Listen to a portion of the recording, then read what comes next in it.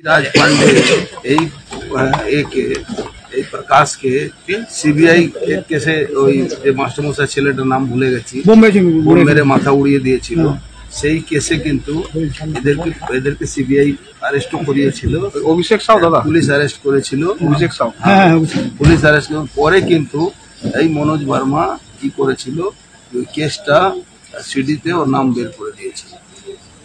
তারপরে এই রাজ পান্ডে ছাড়া পায় এই একটা মেয়েকে রেপ করেছিল তখন এর এগেইনস্টে একটা পক্সোর মামলা হয়েছে। পার্থভূমি বলছে দাদা বিজেপি করে প্রকাশ চৌধুরী এবং সেই নাকি তৃণমূল কর্মীদের গিয়ে বলেছে যে তৃণমূল করা যাবে না এলাকায়।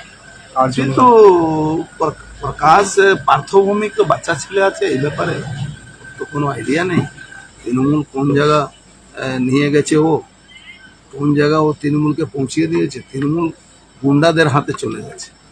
দিদিমণি এই বাচ্চাদেরকে ছোট শিশু ভাবে তৃণমূল আর পুলিশ আর গুন্ডাদের পার্টি হয়ে গেছে।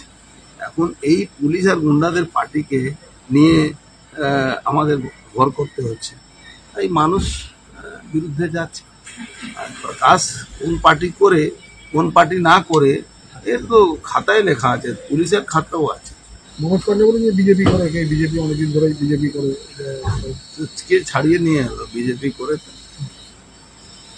করে যার গুলি লেগেছে সে কি বলছে সে কিছু বলেছে বিজেপি করে না সিপিএম করে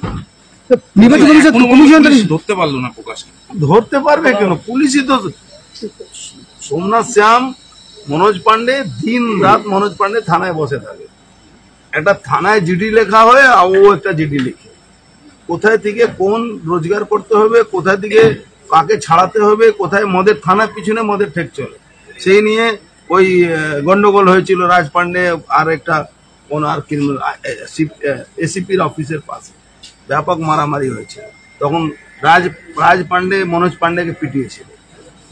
কমিশন কি ছুট জগন্নাথ কমিশন কি করছে পুলিশ কমিশনার এখানে ক্রিমিনালদেরকে আপনি দেখবেন কিছুদিনের মধ্যে রাজ পান্ডে সিকিউরিটি পেয়ে যাবে এখানে তো ওই তো প্রকাশ সিকিউরিটি পেয়ে যাবে কিছুদিন। ভোটের আগে কি তাহলে আবারও উত্তপ্ত হচ্ছে ভাটপাড়া? উত্তপ্ত করাচ্ছে তো পুলিশ করাচ্ছে পরিকল্পিত দাদা পরিকল্পিত মিটলো তারপরে গুলি চললো রামনবমীর সঙ্গে এর কোনো সম্পর্ক টোটালি এই প্রশাসন কি ভোট করা যাবে এই প্রশাসন যেভাবে প্রশাসন প্রশাসন ভোট করাবার মতন এই প্রশাসন ইমিডিয়েট এখানে পুলিশ এটাকে এই করা দরকার ইলেকশন ডিউটি থেকে বরখাস্ত করা।